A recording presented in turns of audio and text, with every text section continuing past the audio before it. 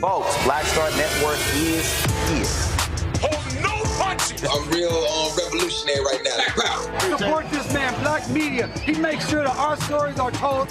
Thank you for being the voice of Black America, Roland. Stay black. I love y'all. All momentum we have now, we have to keep this going. The video looks phenomenal. See, there's a difference between Black Star Network and Black-owned media and something like CNN. You can't be Black-owned media and be scared. It's time to be smart. Bring your eyeballs home. You dig?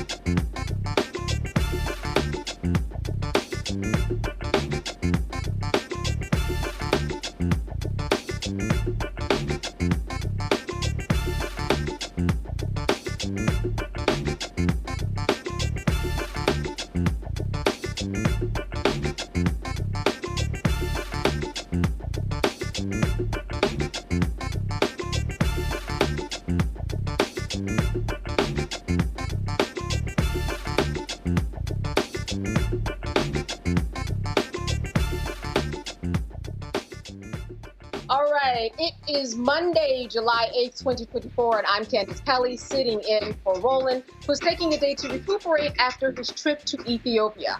Here's what's coming up on Roland Martin Unfiltered, streaming live on the Black Star Network. President Joe Biden is making it known that he will not step aside and will continue his quest to remain at the White House. Tonight, we'll break down the cause of the Biden election anxiety. Congresswoman Maxine Waters has some stern words for those who say Biden is too old for a second term. As President Kamala Harris describes to folks attending the 30th Essence Festival of Culture the dangers of a Trump second term. The Black Pennsylvania radio host who said the White House sent her questions to ask President Biden before the interview is fired. June's Black unemployment rate is on the rise, and we're going to talk to our resident economist, Morgan Harper, all about that uptick. It's time to bring the funk on Roland Martin Unfiltered, streaming live on the Black Star Network. Let's go. He's got whatever the miss, he's on it. Whatever it is, he's got the scoop, the fact, the find. And when it breaks, he's right on time, and it's rolling. Best believe he's knowing. Putting it down from sports to news to politics. With entertainment just for kicks, he's rolling. It's on go, y'all. It's Roland Martin, rolling with Roland now. He's funk, he's fresh, he's real, the best, you know he's Roland Martin now.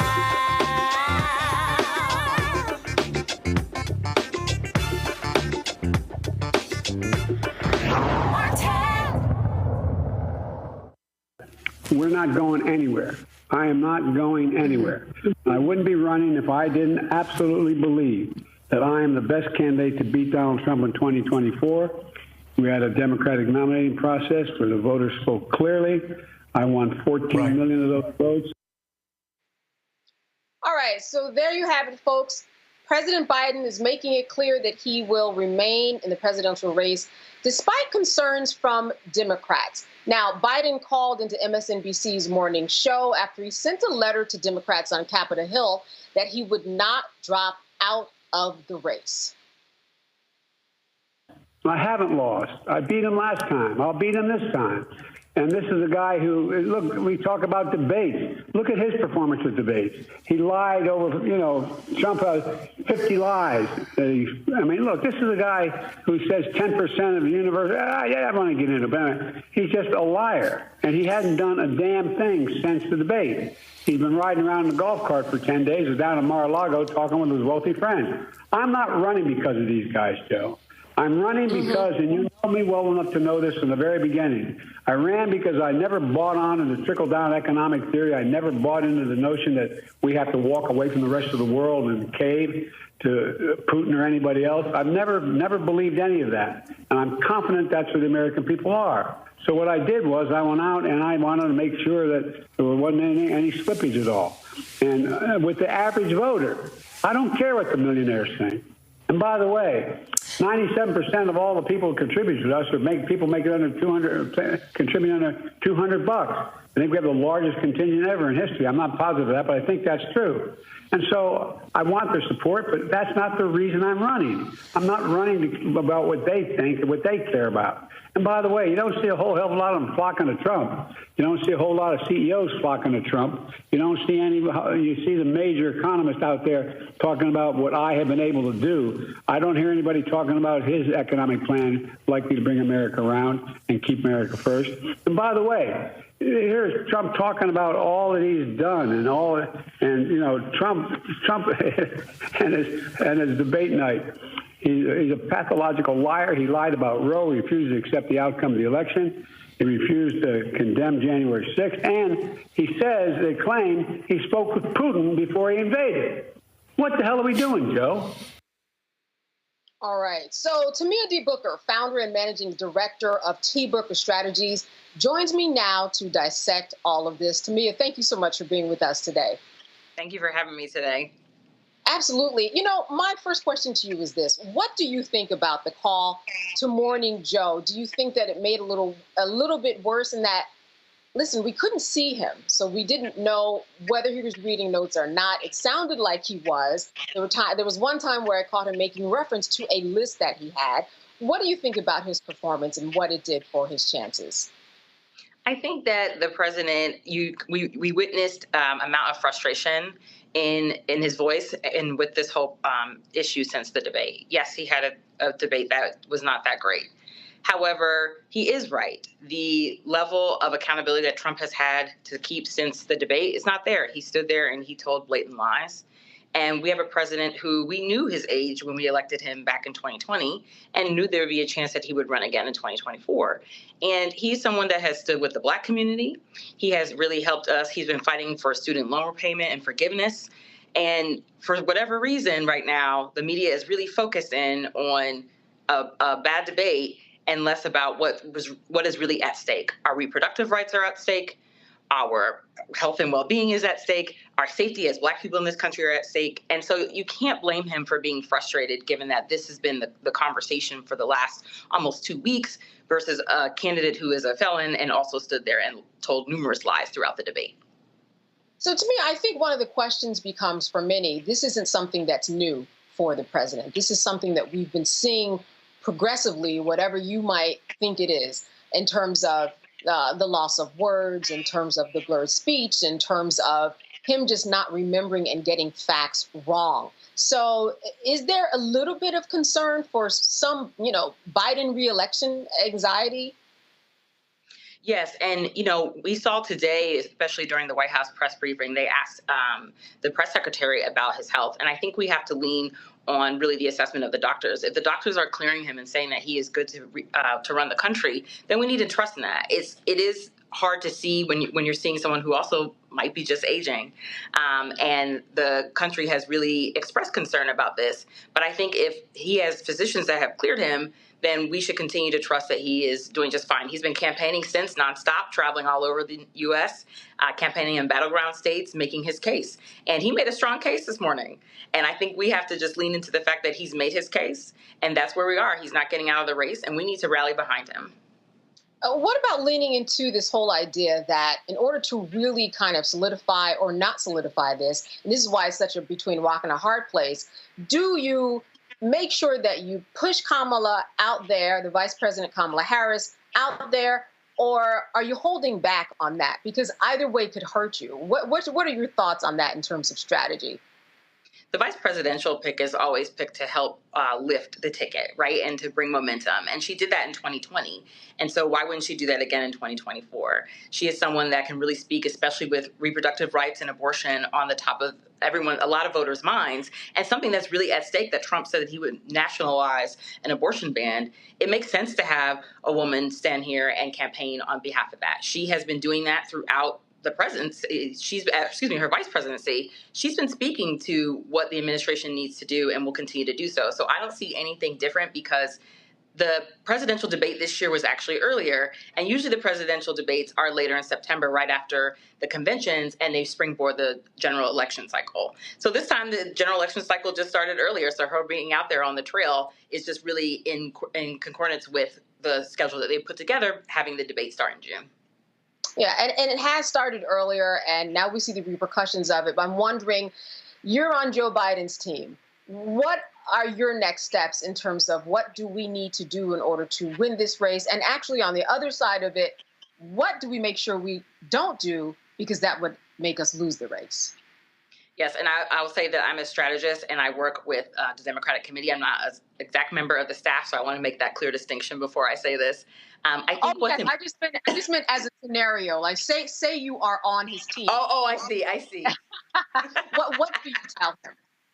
Oh, yes. If you're on the team right now, it's really the time to rally the people and really make the strong case that you should vote for him, right? We went through reasons why we should not take the risk of sitting at home and letting Donald Trump win this election, because we've got to protect ourselves and save ourselves. Unfortunately, and fortunately, it is on us. And so if I were on the campaign right now, the strategy would really be around reaching voters, talking to voters in every way possible, doing what they're doing, which is having him out campaigning across the country, and then making sure that there is a field program to talk to voters about why this is important. Yes, these are people that maybe you don't feel you can relate to all the time. But the presidency is more than just one person. It is an administration of thousands of federal workers who are working to help you. And so that is the part that people need to realize and continue to do. And to remember, we still have to vote. Our ancestors fought so hard for this right, and we can't sit back, especially not right now. All right, Tamia, we're going to take a break, so stay with us. We're going to get to our panel and a few more questions for you after the break. Stay with us. You are watching Roland Martin on the Roland Martin Network. Stay with us. Coming soon to the Black Star Network. I still have my NFL contract in my house. I have it in a case. It's 4 of them, my 4-year contract. I got a $600,000 signing bonus. My base salary for that first year was $150,000. Matter of fact, $150,000. $150,000. That's what I made, $150,000. Now think about it. My signing bonus was a forgivable loan, supposedly. When I got traded to the Colts, they made me pay back my signing bonus to them. I had to give them their $600,000 back. Wow. Yeah, I was so pissed. Because, I try to be a man of my word. I'm like, you, I'll give you your money back. Even though I know I earned that money, right. I gave them their money back. I gave them $600,000 back. But yet, I was this malcontent. I was a bad guy. I'm about the money. It wasn't about the money. It was about doing right. Because I looked at, because you look at contract. Look at John Elway. John Elway was making $1 million, $800,000. I was making $150,000. I was doing everything. And I'm like, but yet I was, I got so many letters, so I just play for free and all that kind of stuff. You don't forget that kind of stuff. Right. That stuff is hurtful.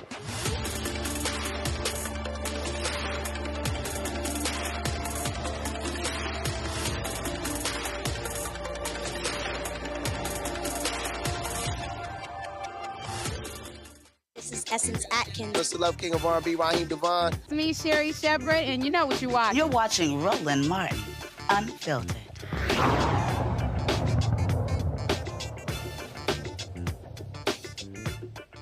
All right, we are talking about Biden's re-election anxiety. Join me now to talk about this. For the panel is Dr. Omakongo Dibinga, Senior Professional Lecturer at the School of International Service at American University out of Washington, D.C. Dr. Julianne Malveaux, she's an economist and an author also out of Washington, D.C. And Gavin Reynolds, he is a contributor to The Root and former speechwriter to Vice President Kamala Harris. He joins us from New Haven, Connecticut. Thank you all for being with us this evening. I want to first start with you, Dr. Malveaux. A question for our guest, Tamia. Tamia, President Biden missed an opportunity, I think, by not attending the Poor People's March and Rally on June 29th, a couple days after his debacle. I won't call it a debate. And I wrote a piece today that actually said he needs to get out more, not just out. Calling 20 members of Congress is not it. He needs to go to these, it's summertime. People are out and about.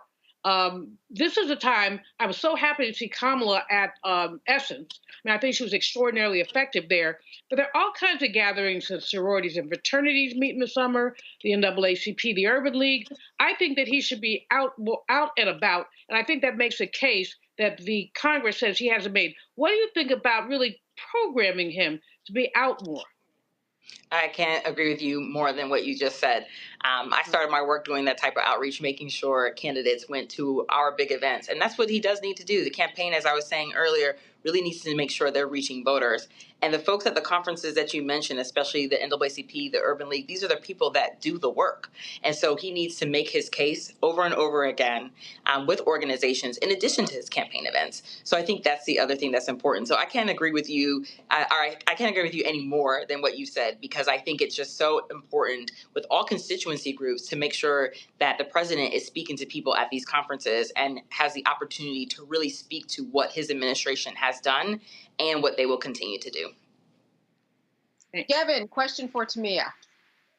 Tamia, thank you. I think a lot of us recognize that this election is going to come down to Black voters in key cities, in key states, whether it's Atlanta, Georgia, my hometown, Detroit, Michigan, Philadelphia, Pennsylvania, Milwaukee, Wisconsin. Oh, nice. So I think obviously, the president and his administration have delivered an incredible record for the Black community, whether it's creating jobs or lowering the cost of healthcare. But obviously, we've seen that those accomplishments haven't necessarily completely translated into sentiments felt by ordinary folks on the ground. What do you think Black voters, let's say Black men, because I think Black women are solidly, have been so reliable for the Democratic Party coming out and voting in elections. What do you think Black men in these cities, in these states, need to hear from the president to activate them? Not to necessarily not vote for Donald Trump, but to get off the couch and cast a ballot for him, for Joe Biden in November. Yes, that's a great question. And thank you for shouting out my home city of Philadelphia, which is a very large city and a very large battleground state. And I will say just from that perspective, too, it's really we've seen with Black men in particular, the issues with the economy is really hitting home. And he really needs to talk about how he makes the economy stable, how housing can be more affordable, how our groceries can be more affordable once again, because I think that is one thing I've seen in just my campaign work this past year. That's at the top of voters' minds.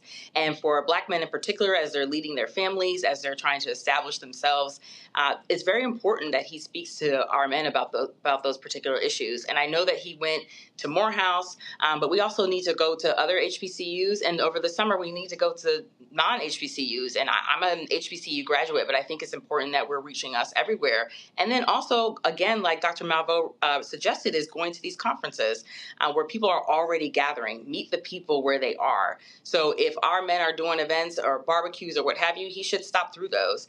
And he does have Black men at the leadership helm on his team. And I think that we'll see more of that focus over the summertime. Thanks, Tamia. Thank you. All right, Dr. Dibinga, a question for Tamia. Yes, Tamia, I want to ask you a question about the media. People talk so much about how in 2016. You know, the media gave like Donald Trump like over $1 billion and basically like free advertisement, the way they kept promoting him. And I just wanted to get your thoughts on what seems to me to be a double standard where, you know, Trump has been incoherent throughout the election process, looking at the rallies, so on and so forth. And so not even talking about the whole thing about wanting to be a dictator and all of that. I'm just talking about like the optics and why you think, or do you think the media has been fair as it relates to how it treats Biden's actions versus how they treat Trump's actions? That's a great question. I just had this conversation earlier today. You know, in 2016, President Obama was furious at how much airtime they gave Trump. And we're seeing it in a different way right now.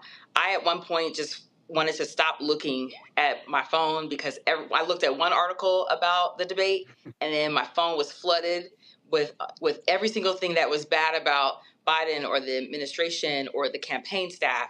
And it does feel like it's a little bit of a coordinated effort here because it's summertime, it's slower, we can pile on. And we have to remember that a lot of these media companies are Republican run. So there's some advantages that they get when there's a Republican president, no matter who he is. And so we also have to be careful about the news that we're taking into and formulating our own opinions. And that's why I love coming on here and talking with you all the time and talking with Black folks who really are speaking to our issues, because sometimes it really is about the clickbait. We've looked at some of these articles where the headline has nothing to do with what happened, or there's these conversations that might have happened but didn't. And so we have to be very careful when we're looking at this. So, you know, by a week after the debate, I was like, all right, that's enough. You know, you all have dissected this thing longer than I can stomach anymore. But I have seen very little bit of writing about all the lies that Trump told at that debate. And there was no correction when he was talking about COVID and so many other things that I was frustrated. So I do think that we have to be careful about the news that we are looking at and knowing that there is some bias in the media, and it's unfortunate. Yeah. You know, certainly there was a lot of contention in terms of the way that the debate was covered. As you said, Trump told a lot of lies. There was not a lot of correction. In fact, there were so many lies you didn't have time in real time to actually correct it. That would have made it a much longer debate than what it was. I'm wondering, Tamia, in your estimation, what can the Democrats do in order to uphold Biden, perhaps? Or what can they do that can make it a better situation? Because not everybody is fully on board. And it seems to me like there's a lot of work that Biden has to do, even within his party, in order to make sure that he's buttressed so that people understand he's got support from within. Yes, and that's the important piece there, is that the party needs to unify together and rally around President Biden. When Trump stood there and lied, the Republicans still stayed, what do the kids say, 10 toes down for him, and we need to do the same thing. You know, it wasn't a great situation, but at the end of the day, campaigns always have setbacks. I've been on several campaigns now to know this. And the best way to move forward is to come together and support the candidate that we have. And I know that the Senate is meeting, I know that the House is meeting, and I'm hoping that after these meetings, there is a real coordinated effort with them and the campaigns to unify our party so that when we get to Chicago, we are ready and rallied around our presidential and vice presidential nominees. And speaking of the vice president, here's one that I want to kick back out to the panel. What do you think is going on with this whole non-support for Vice President Kamala Harris? She is next in line, but because she is next in line, I'm hearing a lot of Black women talk about how, well, this is what happens to me at the office, Dr. Malveaux. This is kind of par for the course. Even though I'm next in line, nobody is lifting me up and making sure that I'm getting what I am owed. What's being talked about in your circles, Dr. Malveaux, in terms of this treatment that we see the vice president getting when we know that she would be the next person in line if it ever came to that? Well, you know, my colleagues all have these experiences in academia, in corporate America, of being next in line and then being skipped over, or in fact, training the junior white boy who then gets the job they thought they were going to get. So it's commonplace to dismiss Black women. As Malcolm said, nobody is more disrespected than the Black woman. And we see that literally every day. But beyond that, I mean, I think that with Vice President Harris, there was always the racism and sexism in our country is such that part of the narrative that some are spinning is, well, she can't win. Well, white America won't vote for her. So you're going to go out of line and go, Gretchen Whitmer, bless her soul, just said she's not running. Take her name out of it. I'm sure Gavin Newsom, my California colleague, about as hungry as never mind. But anyway, he's in California, so I don't know. He would love to have it, but he's been a good team player heretofore. Helmut Congo was laughing because he knows me. I edited myself on Makongo. I definitely edited myself. But some of these names that are being passed around, Pete Buttigieg is a great guy, but he's not ready. Come on now. Would you lift him up over the sitting vice president? So people are really talking about what will happen if the vice president is passed over. How will Black women, the most reliable vote that the Democrats have, how will Black women react and respond? And I promise you, there are a whole, I will vote, I'm a yellow dog Democrat, which means I will vote for a yellow dog if it was a Democrat. So I'll vote for the top of the ticket, but I'm not going to be a happy camper if what ends up happening is that our vice president is passed over. Quite frankly, right now, I think that President Biden, he's got to get out and talk to people. He's got to get calling members of Congress, and he's going here and going there. Go to the hood, go to the Union Hall, go to some of the places where people have been reluctant, and I think he can shore himself up. And if he doesn't, there's a very worthy number two, and people should stop trash talking our vice president because she is our elected vice president, and the dollars in the Biden-Harris campaign, she's the only one who has a right to them if President Biden chooses not to run. To me, I think looking at this, even if this talk of looking at someone else for a vice presidential candidate did come through, it would be a total mess. I mean, I think that that's something that for some people might sound good in thought, but really playing that out, that's a mess, is it not? Yes, it is. Even switching is messy, and I think if the party leadership were smart, and there have been a lot of comments about the fact that she was skipped over when there were lists even being made to discredit the Black woman who helped secure the presidency last time is just disrespectful. And trying to put someone else new in is also very messy in that the Biden campaign has raised hundreds of millions of dollars. And you also have to think about building a full-scale presidential campaign, a new campaign in a month, and to have that run from August to November, that's messy and dangerous. And I think that's a failed strategy. So really people they can have all the fun they want in trying to figure out who else is running. I love that Governor Whitmer said, I'm not doing this. And just to keep herself out of it, because it just creates chaos. And we don't need chaos right now. We actually need unity and order. And we need to be able to come together. And as Dr. Malveaux said, he needs to be able to talk to the people, and the speculation about who could come in, that's not for now. That's for another time. And this is our candidate, and we've got to move forward because we're wasting time. The Trump campaign is gaining ground, and the Biden campaign needs to really be doing that too instead of dealing with this distraction. Right. And the more people that step away, like the governor, the less chaos, or else you're just going to have the media, Gavin, speculating over and over again about what if. So being a part of the media, what is it that you're hearing? Because the media is getting blamed a lot for messaging, for information that might be confusing. When you are working and speaking with those around you, what is it that you aim to do when you actually cover these types of stories that you may not see other people doing in other media outlets?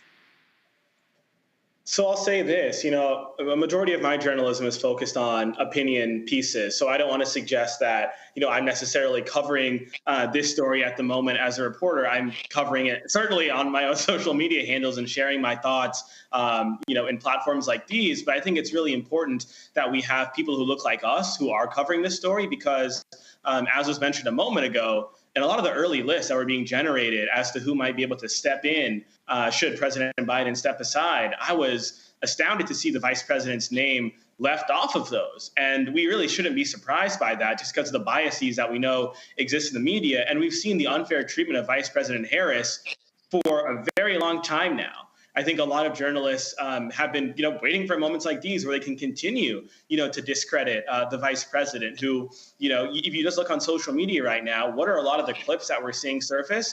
We're seeing, the gaffes. We're seeing as people call it, the quote unquote word salad. It's utterly disrespectful. What I'm not seeing on social media are the hundreds and thousands of clips that exist of the vice president, like how she spoke at Essence Fest over the weekend. I think we might cover this a little bit later today, prosecuting the case against Donald Trump like few people I've heard ever do.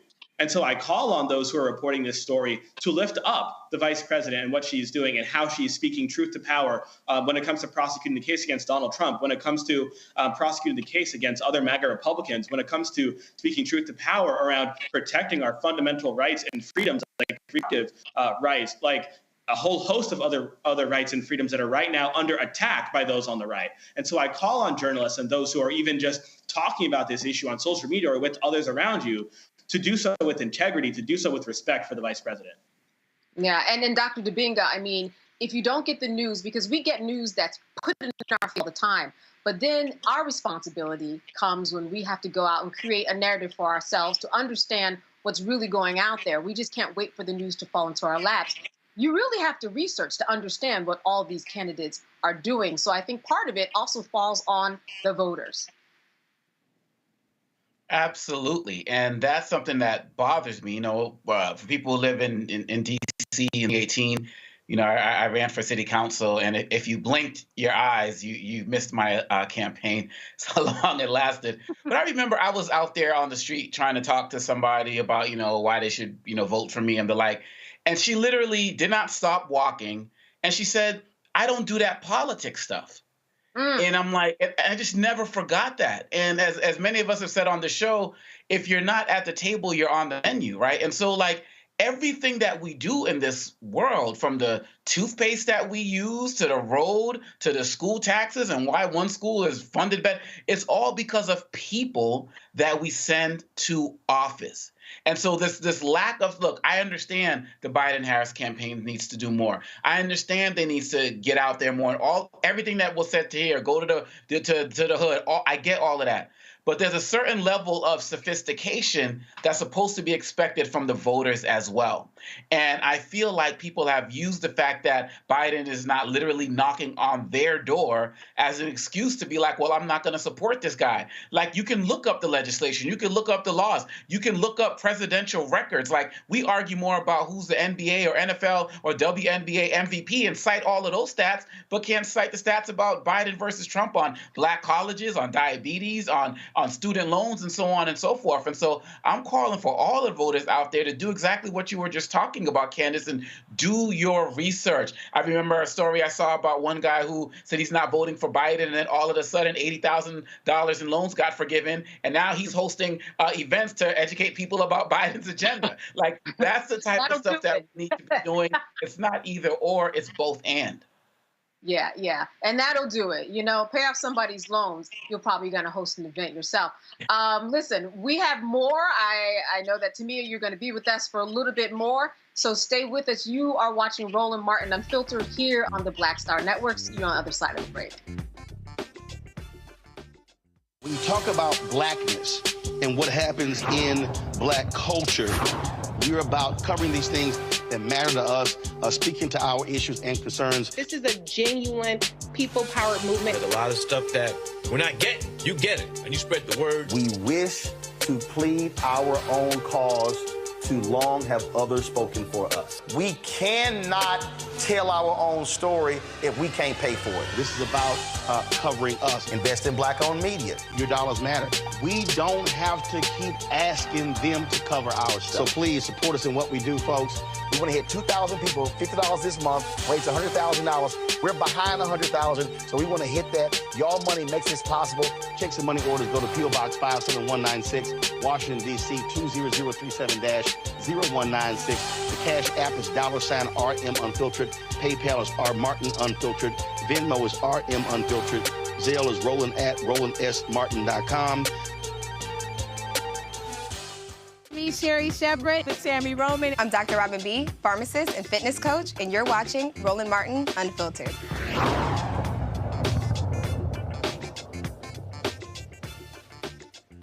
All right, we are back talking about the Biden and that voting anxiety that a lot of people seem to have. California Congresswoman Maxine Waters was on a panel at the Essence Festival of Culture where she completely dismissed the notion that President Biden's age should be a factor in running for re-election. We're now at a point in time where people are talking about Biden is too old. Hell, I'm older than Biden.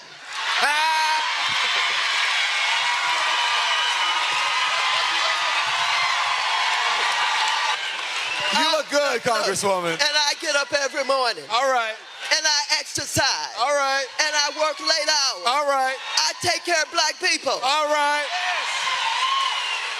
Trump has told you who he is. He defined himself. He is a no good, deplorable, lying, despicable human being. And he's talking about if he doesn't win, there's going to be a bloodbath. There's going to be violence. There's going to be a civil war. Who the hell do you think he's coming after? Who's going to be targeted? Who is he talking about? But you know he means business because he is the one that led the invasion on the Capitol January 6th. Now, do we have to talk about the difference between these two? Now, I want to tell you, no matter what anybody says, it ain't going to be no other Democratic candidate. It's going to be Biden, and we better know it. Tamia, here's what we know. Somewhere in the universe, someone's printing up some T-shirts talking about how Trump is despicable and deplorable. I can assure you that. But what you said, I would imagine more of that is needed in terms of Maxine Waters. Yes, absolutely. So we have a term for that on the campaigns. We call them surrogates, people who go out and deliver the message and campaign on your behalf. And that was, she nailed it. You know, I saw it earlier this morning and I was like, yes, this is the message that needs to get out there, which is at the end of the day, we are too caught up in age and we need to really be caught up with what's at stake. And Auntie Maxine, she's always called out Trump since before he was elected the first time. And having her out there and reconnecting with folks on this particular issue with this campaign, it's perfect. And you see Congressman Horsford next to her laughing because he knows, like, this is exactly it's the truth. And it's what's needed. It's what the people need to hear. Let's reset. Let's get back to reality here. Things will be dangerous. Trump has said so. And when he said he was going to do certain things before he got elected, what is the first thing that he did when he was elected? He put a ban on Muslims coming to the United States. And he wasn't as emboldened, as empowered as he is now. And if he gets reelected, we're going to see worse. And we need to keep that in the front of our minds. Oh, I'm not so excited about who's on the ballot. Okay, are you excited about keeping yourself safe? Let's go ahead and just let's make sure he's not president again. Yeah. Dr. Malvoy, I want to throw this to you. I know that you have been down to the Essence Festival of Culture. This is the place where you do go to get people talking. Absolutely. And the stage is always hot. This is, I mean, I'm happy that Kamala was there, but I wish that President Biden could have been there as well. That's the kind of retail politics that he's so good at, touching people, empathizing with people. But sisters are there, sisters and brothers. A lot of folks are there, and it's hot, hot, hot. And it's hot in New Orleans, too. But it's hot, hot, hot. And so these are the kind of things that I think he very much needs to do. When I listened to Congresswoman Waters, I could call her Maxine because she's my friend. When I listened to her, I thought about, who came to my mind was Dr. Dorothy Irene Height. Dr. Height was 98 when she made her transition in 2010. Until only a few months before she made her transition, she went to the office Ed Day. Do you hear me? Ed Day. And she went in there clean as the Board of Health with her hat and gloves on. And I never saw her slow up. As a matter of fact, there was one occasion where actually she had more stamina than me. We had gone to some event and there was an after party and she said, "Do you want to go to the after party?" I'm like, no. I don't think so. She said, well, it would be rude for us not to go. I'm like, the Height, really? It's 1 o'clock in the morning. And she said, oh, come on, let's go. So we went. She's an elder. She was an elder, but she believed in our people and she went where she needed to be. President Biden doesn't quite have that stamina, but he has that willpower. So you can't write off people because they're elder. Because I mean, we have to have an intergenerational society. And what Joe Biden has probably got more than these fools who are talking about him leaving have ever known. You know what I'm saying? I mean, he knows public policy. He knows what he's doing. And so I think that, you know, having him at the Essence Fest would have been a coup.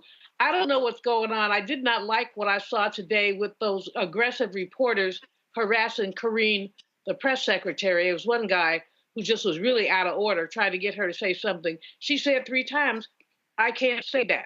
But they're trying to put people in a box to say something is wrong with President Biden. And what they need to say is, what's right with President Biden? And what's wrong with that orange man? I would encourage everybody who has some doubts to read Project 2025. Now, you don't have to read the whole thing because it's 900 pages. It is 900 pages, so you really don't want to read the whole thing. You probably will upchuck at least 5 times as you go through the first 20 pages. But they laid it out. Number one, they would eliminate the civil service. All these civil service jobs, they say, these should be presidential appointees. Do you know that between 38,000 and 50,000 people work for civil service? And all of us know a disproportionate number of them are African Americans. And African Americans, in terms of employment, are paid better with civil service than they are in the regular labor market. So they would get rid of that. They would get rid of, the Supreme Court has already got rid of the regulatory agencies. I mean, I could go down the list, I won't. But all I would say to people, or just read a summary, or go on my webpage. I have a column where I lay it out. We do not need to be ignorant. And that lying person, I'm cleaning myself up over Congo. You're influencing me positively. But that lying person, he doesn't know anything about Project 2025. He is a liar and a coot. To go back and he lies more easily. My grandmother used to say to one of my relatives who was a liar, she said, "Why tell the truth what a lie will do?" And that's him. I mean, why not just lie? Just lie. But you know what? I would say a lot of people. Project 2025 and Ben Carson has a chapter in there. Steve Miller has a chapter in there. All his cronies have chapters in there. So don't tell me, don't what on me and tell me that it's raining. Even if you get to the table of contents of that 922-page report, you are correct. Just the first few pages are very telling. Now I have several questions for you, Dr. Debinga, but I will start with this one. Do you think that it is time for health records of all the parties to be released? I know that Joe Biden has released some, and he says that he sees doctors every day. But do you think there should be something a little more formal from both candidates on a continuous basis leading up to the election on both sides, perhaps to make it fair?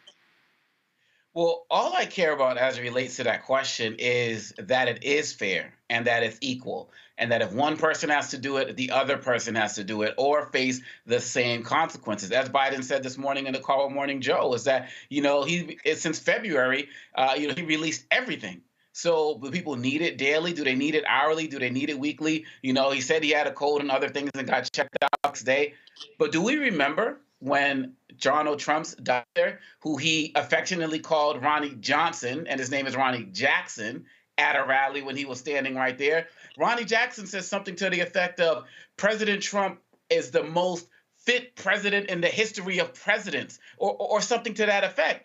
And people just let that fly. Like, how does this guy, like I said, back when Trump was president, how does this guy even have a medical license still, right? And so that's what I'm talking about. The inconsistency is a problem. People have let them lie about Trump's height and his weight and all of these other types of things. And so I think that it's actually ridiculous that there's not a same standard. And let me just end with this, Candace. We're talking about seeing the same health records. We've also have never seen Trump's taxes. And Biden has released all of those. And so I'm saying there's never been a consistent playing field as opposed to the expectations, and have the level playing field and have consequences for both of them for not doing what has been said. But don't just have it on Biden to do this. To me, what do you make of this Project 25? Certainly Trump has been trying to stay the distance away from it. He says that he knows nothing of it. However, at the same time, he says that he doesn't agree with what's in it. Those two can't happen at the same time. As Dr. Malveaux said, just read the first couple of pages and you know exactly where this is going and who's involved. Dr. Ben Carson has been on the campaign trail with Donald Trump. It seems to me that at some point they would have parsed that conversation about his 922-page document. What are your thoughts about all of this? I couldn't agree with Dr. Malveaux more. I started reading it and it made me feel sick. And I was like, I cannot believe that this is where they want to see the country go. If people are also looking for a summary, the Biden campaign does have it on their website. It's really dangerous what they're trying to do and really completely change the way that we govern.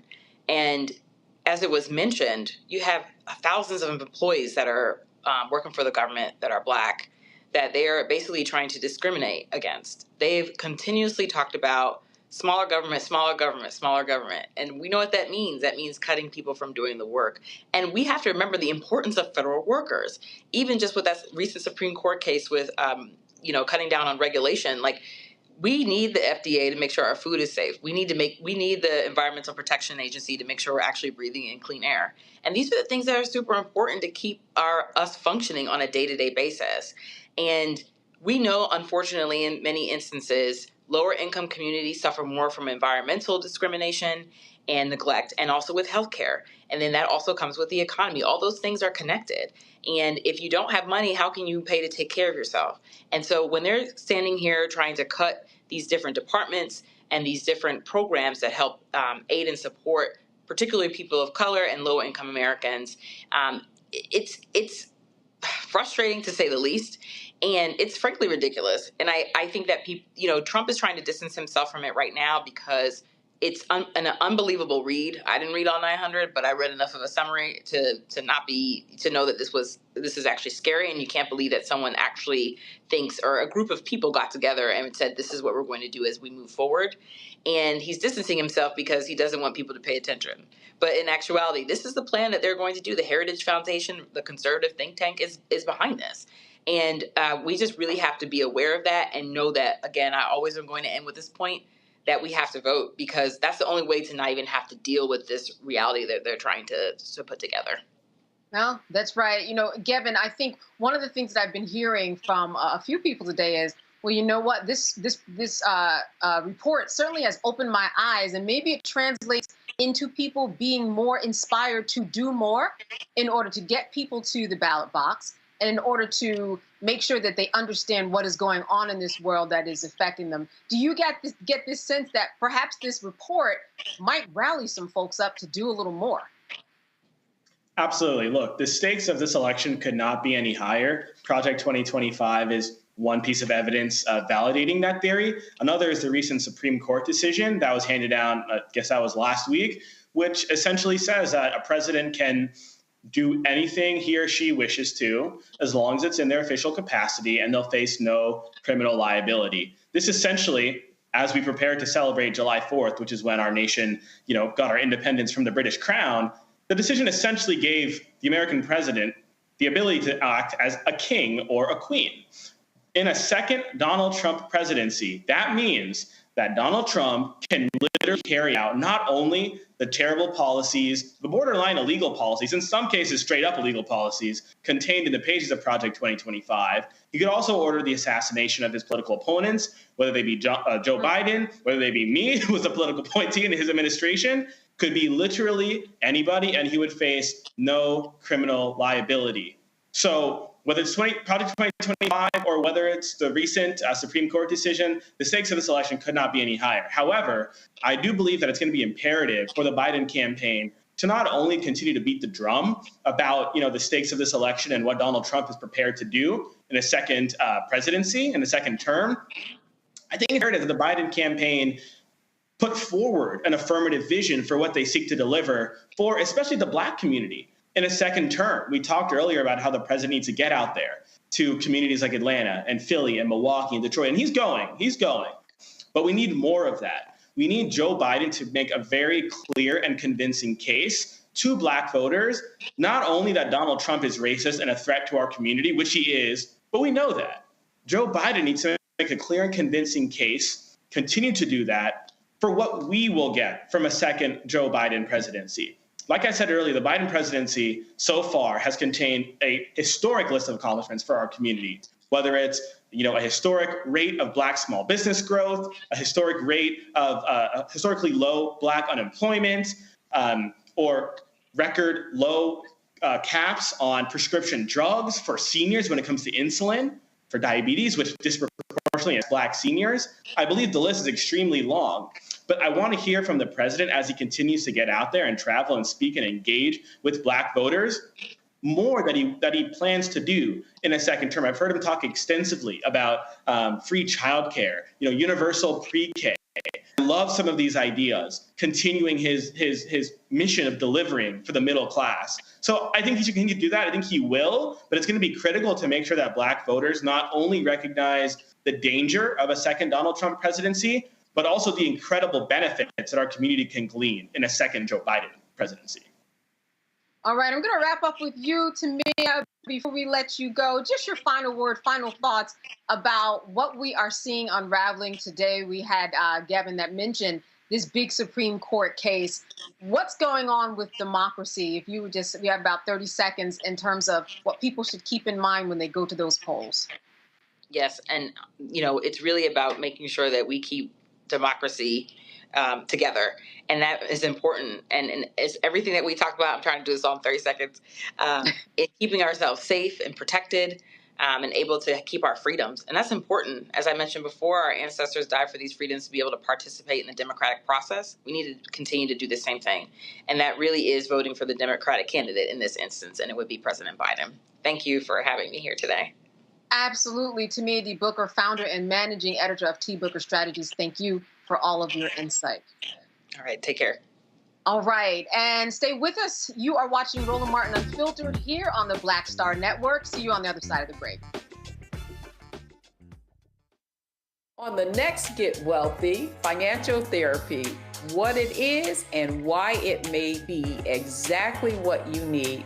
So when you think about financial therapy, what we're talking about is how do we learn to live with our money in a way that is congruent with our values, that we understand our emotions about money, we understand our beliefs and our behaviors. That's right here, only on Black Star Network.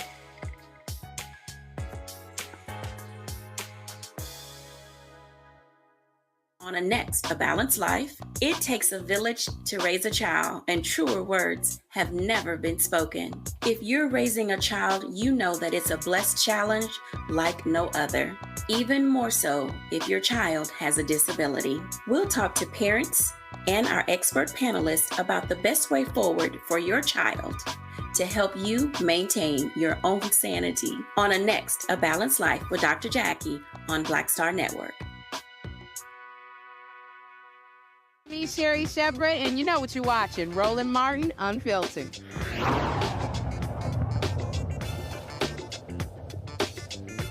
All right, Vice President Kamala Harris was also in New Orleans for the 30th Essence Festival of Culture. She sat down with Essence CEO and President Caroline Wanga. Harris expressed to the audience the importance of November's election. This is probably the most significant election of our lifetime. You know, we have said it every 4 years, but this here one is it. We are looking at an election that will take place in 122 days. 122. Where on one side, you have the former president who is running to become president again, who has openly talked about his admiration of dictators and his intention to be a dictator on day one, who has openly talked about his intention to weaponize the Department of Justice against his political enemies, who has talked about being proud of taking from the women of America a most fundamental right to make decisions about your own body. And then last week, understand, sadly, the press has not been covering it as much as they should in proportion to the seriousness of what just happened, when the United States Supreme Court essentially told this individual who has been convicted of 34 felonies that he will be immune from essentially the activity he has told us he is prepared to engage in if he gets back into the White House. Understand what we all know. In 122 days, we each have the power to decide what kind of country we want to live in. Understand what we know. When there has been a full-on intentional attack against hard-fought, hard-won freedoms and rights. When I talk about the family that raised me, yes, they took me in a stroller as they were marching and shouting for justice, knowing that justice will not be achieved unless we are prepared to march and shout and fight for it. And one of the ways we do that is through our vote. This here election, let's think about the significance of the United States Supreme Court. 2 years ago and some days now, we commemorated a decision by the United States Supreme Court, the Dobbs decision, that undid the protections of Roe v. Wade. Understand how that happened. The former president, who wants to be president again, hand-selected 3 members of the United States Supreme Court with the intention that they would undo the protections of Roe v. Wade, and they did as he intended. The Court of Thurgood and RBG took a most fundamental right, the right to make decisions about your own body. And on this subject, I think we all believe and know one does not have to abandon their faith and deeply held beliefs to agree the government should not be telling her what to do with her body. If she chooses, she will talk with her priest or her pastor, her rabbi, her imam, but the government should not be telling her what to do. Understand that the former president, who is up for re-election, has said he is proud of what has happened, proud of the fact that our daughters will have fewer rights than their grandmothers, that we have seen in state after state, they're passing laws punishing healthcare providers, in Texas providing for prison for life for a doctor or nurse who provides reproductive care. Understand, laws being passed and proposed that make no exception for rape or incest. Caroline, you asked me about the things that have influenced my career. That's exactly right. So many of you know I was a prosecutor. You may not know one of the reasons why. When I was in high school, I learned that my best friend was being molested by her stepfather. And when I learned, I said to her, you have to come live with us. I called up my mother. My mother said, of course she does. And she came and she lived with us. So I decided at a young age, I wanted to take on what I could do to protect women and children against violence. The idea that these so-called leaders would be passing laws that make no exception for rape and incest, that are essentially telling a survivor of a crime of violence to their body, a violation of their body, that they have no right to make a decision about what happens to their body next. That's immoral. And that's what's happening in our country right now. You look at the taking of fundamental freedoms and rights. In Georgia, passed a law to deny people and make it more difficult to have freedom to access to the ballot. Passed a law that makes it illegal to essentially give people food and water for standing in line to vote.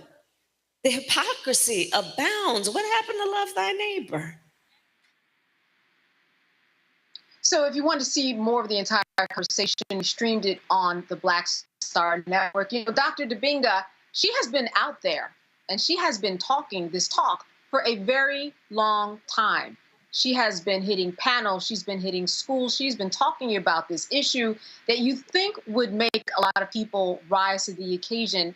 How effective do you think she has been, especially on this trail as she's talking about abortion rights and women? What's your sense of how that is making a difference? I think it's absolutely making a difference. I believe that she was the first vice president or something to that effect to visit a facility that provides abortions, something to that effect. She's even outside of this issue, which we're dealing with right now. She's been the Biden campaign's and administration's best weapon, and I'm glad that she's out there, because now we can stop calling her the best kept secret or the secret weapon. She's out there on Front Street, and to be able to have a woman speak to this, that's just something that Trump can't do. It's something that Biden can't do. And while we're at it, we still haven't seen Trump's VP pick, right? And so what I appreciate about her is that she's using every tool that she has, including who she is physically, to be able to draw attention to things in ways that other people can't. I can talk about it, other people can talk about it, but she has lived this, she has seen this, she's had these conversations with women, and the fact of the matter is, when she is up there on that stage, she is going to bring a perspective that so many of us just don't think about because we don't have to. And when she does that, the people at home who are living with these particular issues,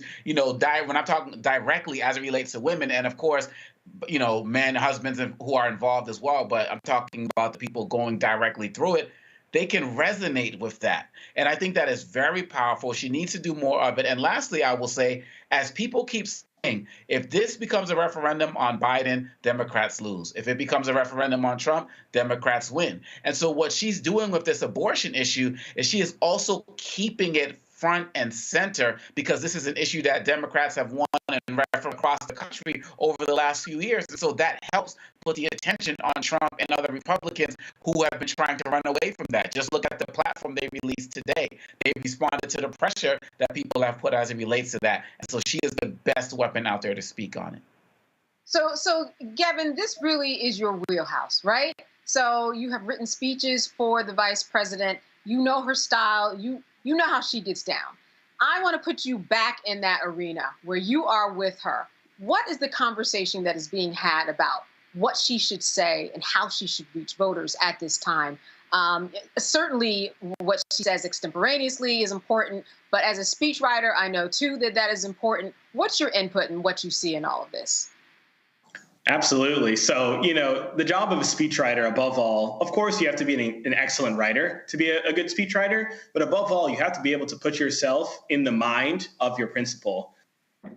Someone like Vice President Harris was very easy to write for, I'll say, because she's been doing this for so long. She's been fighting for women and children and families. She's been fighting for, average Americans throughout her whole entire career.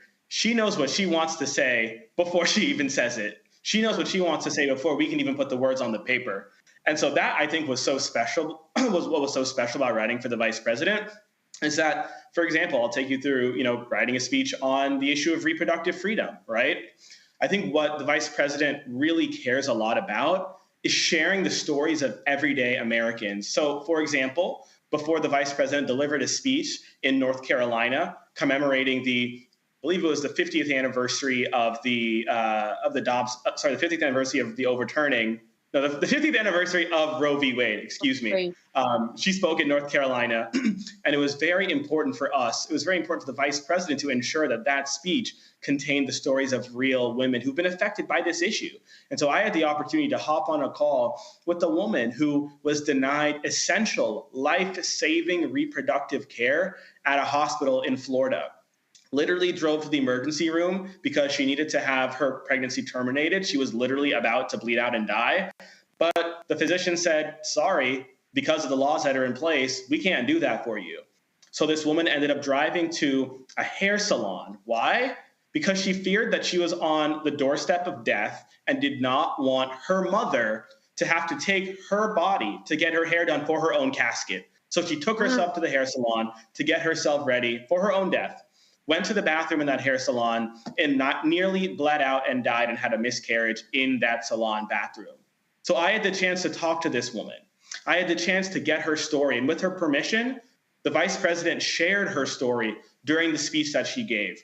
Not only that, but the vice president made sure that woman was at the speech that she gave so that she could personally greet her and thank her for sharing her story with us before the speech. And she gave her a shout out during the speech because she was there in the stands.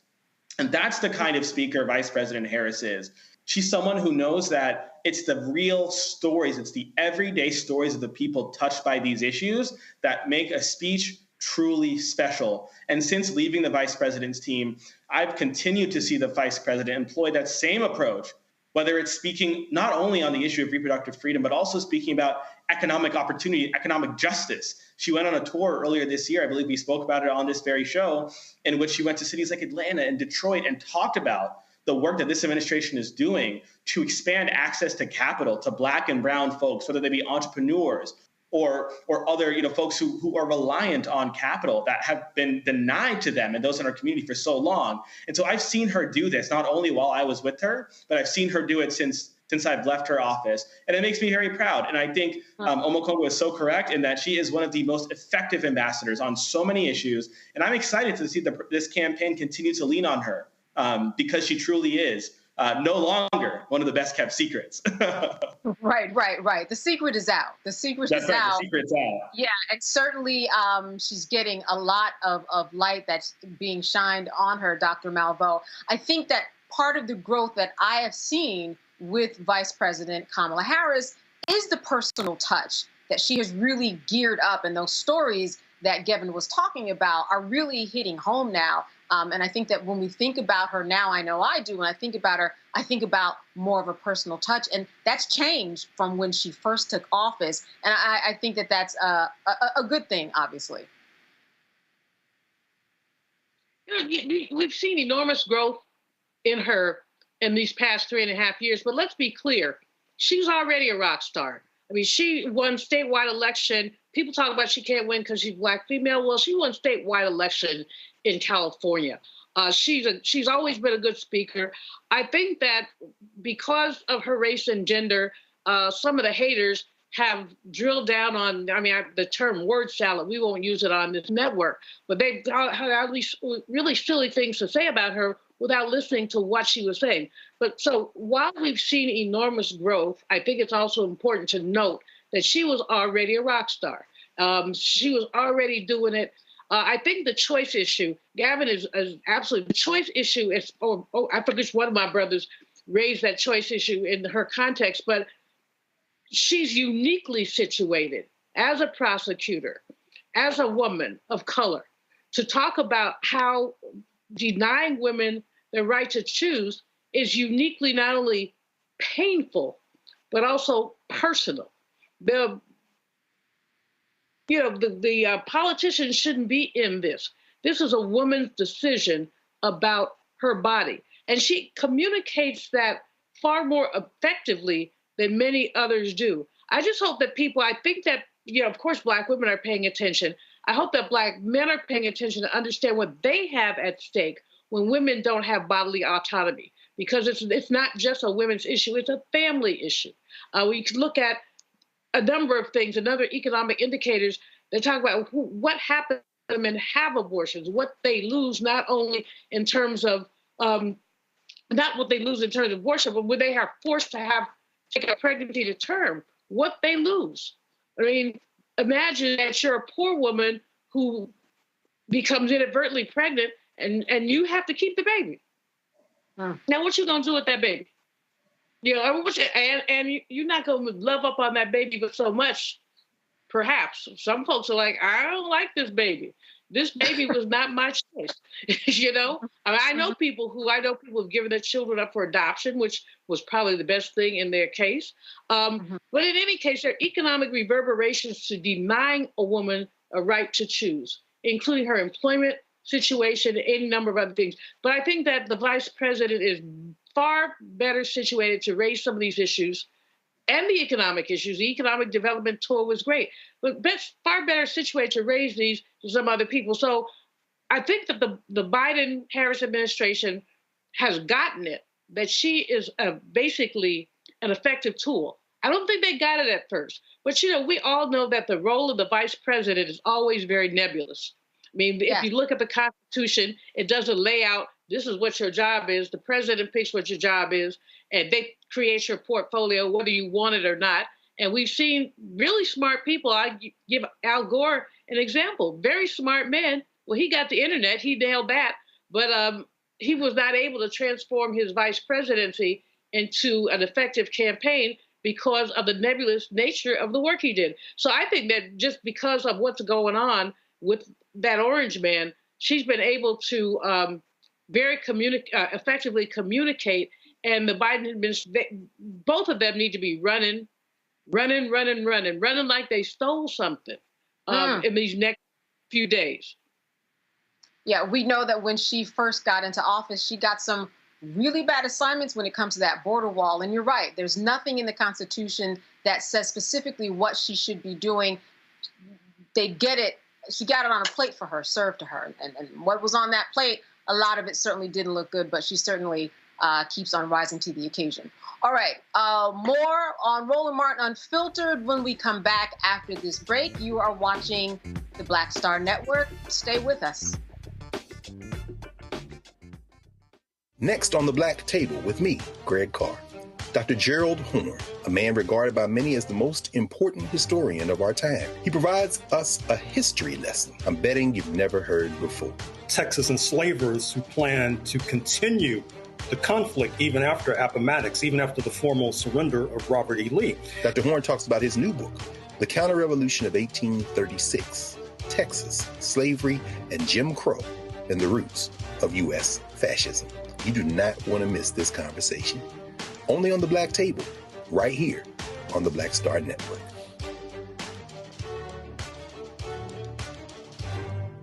Fanbase is pioneering a new era of social media for the creator economy. This next generation social media app with over 600,000 users is raising $17 million, and now is your chance to invest. For details on how to invest, visit startengine.com/fanbase or scan the QR code. Another way we're giving you the freedom to be you without limits. Hey, it's John Murray, the executive producer of the new Sherry Shepherd Talk Show. You're watching Roland Martin Unfiltered.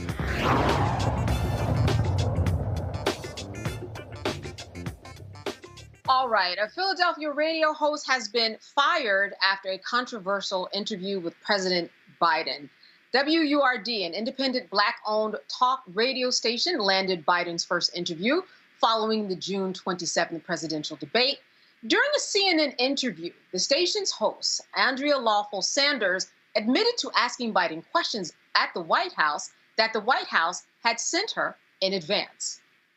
You each you asked 4 questions, and maybe that's what you were allowed to ask by the campaign or the White House. But they were essentially the same questions, both interviews, about accomplishments, progress in your respective state, what's at stake in the election, what he has to say about his debate performance, and what he would say to voters who think their vote doesn't matter or might sit this election out. Were those questions given to you by the White House, or did you have, or the campaign, or did you have to submit questions ahead of this interview? The questions were sent to me for approval. I approved them. Okay, so the White House sent the questions to you ahead of the interview? Yes. Okay. I got several questions, 8 of them, and the 4 that were chosen were the ones that I approved. All right, so that did not sit well with the radio station. Here's a part of the statement that the station posted on social media about the incident. WRD Radio remains an independent voice that our audience can trust, will hold elected officials accountable. As Pennsylvania's only independent Black-owned radio talk show station, WURD Radio has cultivated that trust in our audience over our 20-year history. This is something we take very seriously.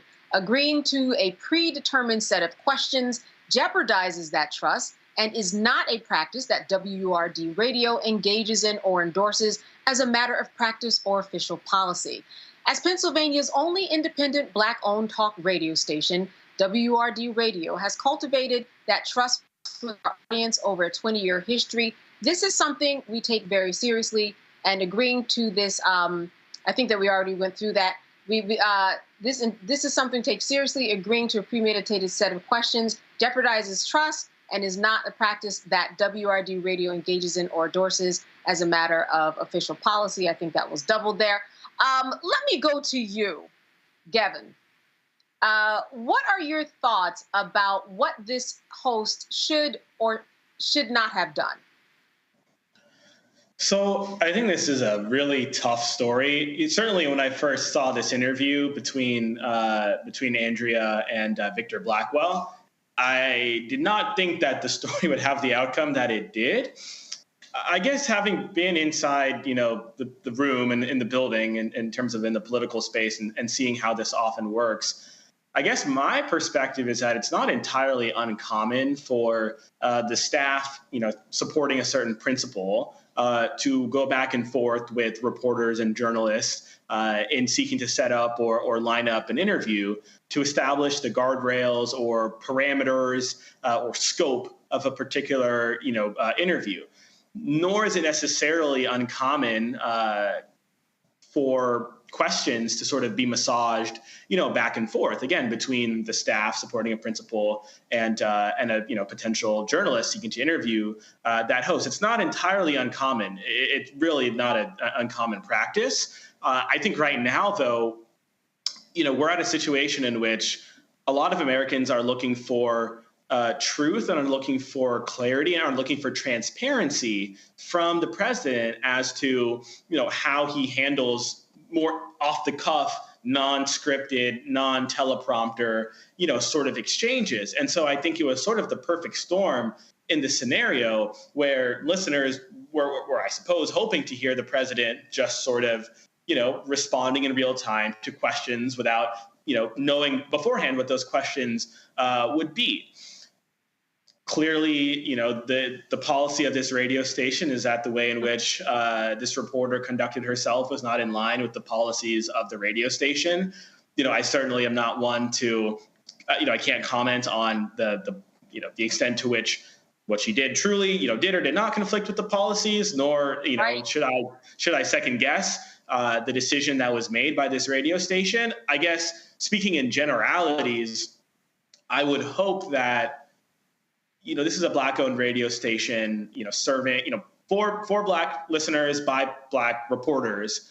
I guess my hope would be that in a situation like this, again, without knowing the specifications, the specifics here, that perhaps there could have been a way to deal with the situation without terminating, the reporter here. Again, I do not know the nature or the relationship that, the reporter has with this radio station, but I guess I would hope that there could have been another way to resolve this situation without terminating this reporter. Gavin, I think a lot of people are thinking about just the process of the behind the scenes.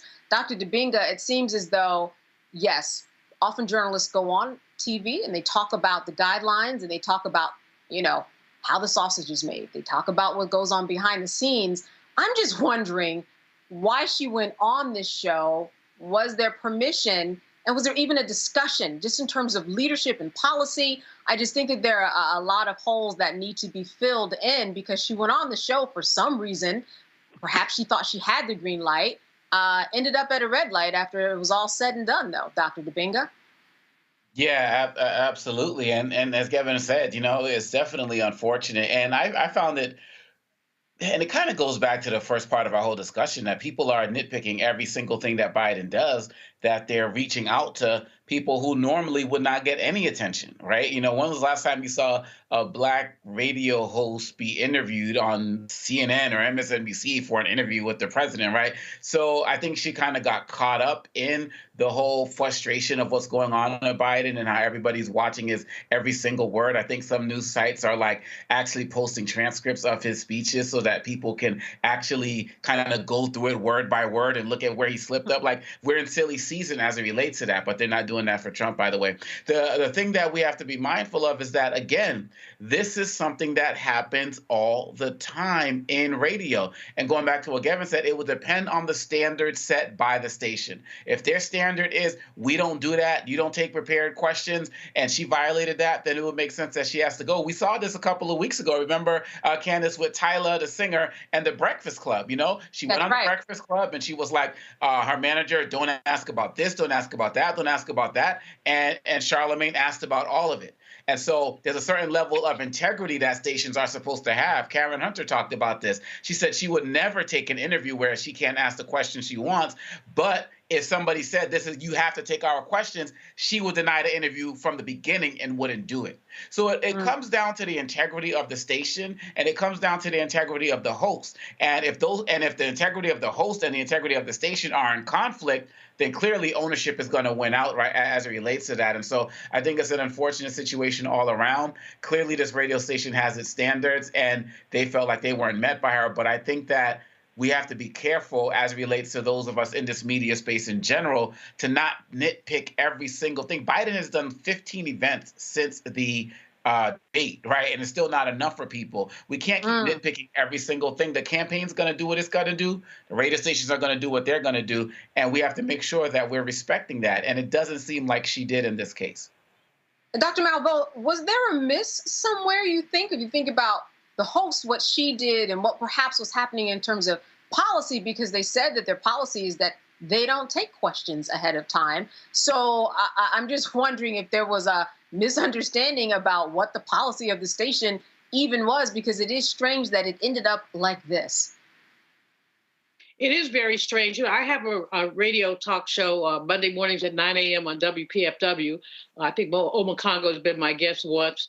And people do not tell me what I'm going to talk about. Now, people may suggest, I did today's Monday. So this morning I had Liz Harris from Poor People's Campaign, and I had a young lady who has been working on the Chevron case, the regulatory case. In her case, she sent me a couple of talking points because the Chevron case is very complicated to me. I'm not an attorney, but she sent me some talking points. But I asked her what I felt like asking her, which wasn't necessarily the talking points. But basically, people don't tell me what to say. It's going to come out some other kind of way. With Liz Harris, she's a close acquaintance. Reverend Barber is a friend. And it was fairly free-flowing. But I have people give me questions. I'm saying, we're not going to roll like that. I've read your bio. I've read your book. Let's just talk.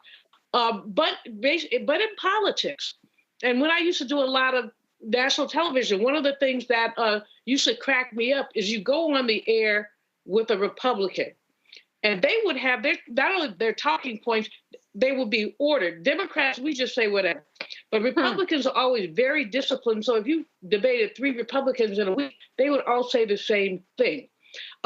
Just saying a lot, I don't know the backstory. I do know that WURD is a great station. It's owned by a Black family. The dad used to own it. He was a physician. Now the daughter is the CEO. Sarah Lomax. They're terrific people. So I just think there's something that we don't know. There's something that we don't know here, because this just doesn't seem egregious. Some of the questions that you would ask President Biden are questions anybody would ask him. I mean, you want to know how you felt about your debate. You want to know, what your accomplishments are. So I just think that there's something missing. But I'm sorry for the sister, and I'm sorry for the station. But no. Sister Girl said, I'm not a journalist. She made all these qualifiers. So I do think that there's a mismatch that we're not hearing about. Yeah. I think they're also, and I'm in agreement that there is some information. I don't know if we will hear about it in a lawsuit, but I do not think that discussion, especially for her, since she lost her job, is over. All right, we've got more of Roland Martin Unfiltered right here on the Black Star Network. Stay with us. Coming soon to the Black Star Network. I still have my NFL contract in my house. I have it in a case. It's 4 of them, for my 4-year contract. I got a $600,000 signing bonus. My base salary for that first year was $150,000. Matter of fact, $150,000. $150,000. That's what I made. $150,000. Now think about it. My signing bonus was a forgivable loan, supposedly. When I got traded to the Colts, they made me pay back my signing bonus to them. I had to give them their $600,000 back. Wow. Yeah, I was so pissed. Because, I try to be a man of my word. I'm like, you, I'll give you your money back. Even though I know I earned that money, I gave them money back. I gave them $600,000 back. But yet, I was this malcontent. I was a bad guy. I'm about the money. It wasn't about the money. It was about doing right. Because I looked at, because you look at contract. Look at John Edwards. John Edwards was making $1 million, $800,000. I was making $150,000. I was doing everything. And I'm like, but yet I got so many letters, you so I just play for free and all that kind of stuff. I mean, you don't forget that kind of stuff. Right. That stuff is hurtful.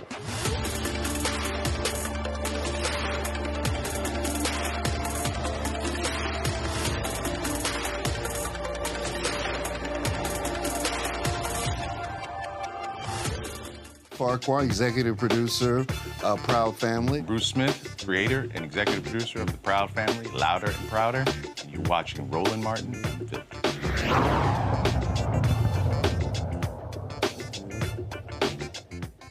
All right, jobless rates rise in June for white, black, and Hispanic women, but for men in the three racial groups, the black unemployment rate increased in June to 6.3%. The overall for June was 4.1%. Black men saw a dip, but the unemployment rate for black women rose 0.5 of a point from May. Now, while the overall unemployment rate slightly increased, June saw 206,000 jobs added to the workforce. Now, Morgan Harper from the American Economic Liberties Project is here to break down these numbers. We thank you so much, Morgan, for being with us today. Thanks for having me. Absolutely. So when we look at all of these numbers, for people who aren't really numbers people, because we are always hearing about the unemployment rate, we've got a 0.5 of a point with the unemployment rate for black women. That's very minuscule. What is the overall takeaway when you look at these numbers, someone who can really decipher what they mean? So overall, the job market and the employment status of Americans is in a pretty good place. So even as you noted in that overview, how we've seen an uptick, in the black unemployment rate, it's still at relatively historic low levels. And we've seen that pretty consistent throughout the entire Biden administration, that unemployment has been relatively low for us and across the board. But what we did see this past month in June is that there is this bit of an uptick, both in the general and the black specific unemployment rate. And that can mean a number of things. I mean, one, as I emphasize a lot, it's just a month. And then these numbers are sometimes revised down the line. So you got to take it all with a grain of salt. But it could mean that there is some slowing down in the labor market. But again, we've been living through a real labor boom since after the pandemic in terms of the level of new jobs being created, hiring, wages going up.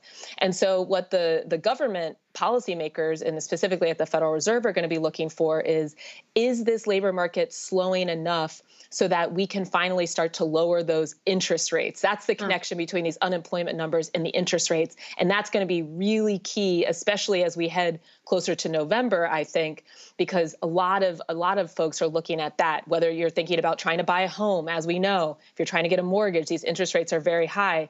If you're a business owner and you're trying to borrow money, the interest rates are very high. And if you have existing debt that you're having to pay off, that also can be, causing a lot of stress financially. So, it's important to always keep these numbers in a broader context, that they're just discrete moments in time. A lot can change, but there certainly is enough here for us to say that we need to monitor this and see if there might be some ongoing slowdown in the labor market that could be a sign of other types of economic concerns. Indeed, Morgan, these interest rates have stopped people in their tracks in terms of getting any type of property. What are your thoughts in terms of, if you could explain to the audience the shift that could potentially take place and what it takes for that shift to happen to bring down an interest rates or change the price? Remember, we were talking at one point about eggs and milk and the cost of that and bacon. But when we think about these shifts, those shifts can happen in a short period of time, perhaps, in terms of the change in interest rates. Absolutely. And so all year we've been waiting for the Fed to lower interest rates. They've been saying, they meet quarterly, and there's always a lot of speculation about whether this is going to be the month. They said that likely in 2024 they were going to be lowering rates. And as we inch closer now towards we're past the halfway point of the year, it hasn't happened yet. And so we're running out of quarters for them to follow through on, that prediction. It does seem, and, a lot of folks are speculating after this latest report with that bit of slowdown, even though total jobs created was, pretty high, over 200,000 jobs created, that the unemployment rate was going down, that this might be the type of softening in the labor market that would start to make the Fed feel like, okay, we need to inject a little energy, so to speak, into this economy and lower interest rates, which would spur some of that other type of economic activity with the housing market, businesses, et cetera. Whether they do that, only time will tell. September would be the next time when they would have that opportunity. But it certainly seems like, based on this data, that they would have a fairly reasonable case for taking that route. And that would be something, like I said, that a lot of people have been anticipating, but you never know exactly what the Fed's going to do. In terms of the connection to prices, that's where I do think we need to consider the range of factors that can go into prices. So let's look at housing, for example. Okay. The interest rates being high, that does impact the price of mortgages. That could lead people to hold and not want to sell a house, make it difficult to buy a house. Although I don't know if you're seeing, I'm starting to see in Columbus, Ohio, where I live, a lot more houses on the market. I think people are starting to just move regardless of interest rates being somewhat stagnant now, because they need to get a bigger home if they've had another kid, whatever. But we also need to look at the full scope of what could be driving those housing prices. We've learned in this past year about how, there's been a software that was allowing landlords. So because it's not as easy now or as cheap to buy a house, a lot more people are stuck in rental situations than perhaps they'd want to be. And landlords are taking advantage of this. And they're not just taking advantage of it in a traditional supply and demand situation, which would be legal. There's only a limited amount of rental housing, and then you're going to increase the prices because more people maybe are staying in that market. They've also been using a software company that applies an algorithm that allows them to collude to keep prices of their units. And these are usually like the bigger landlords that own, multiple multifamily units, keep those rental prices artificially high to just kind of test the outer bounds of how much consumers and renters are willing to pay.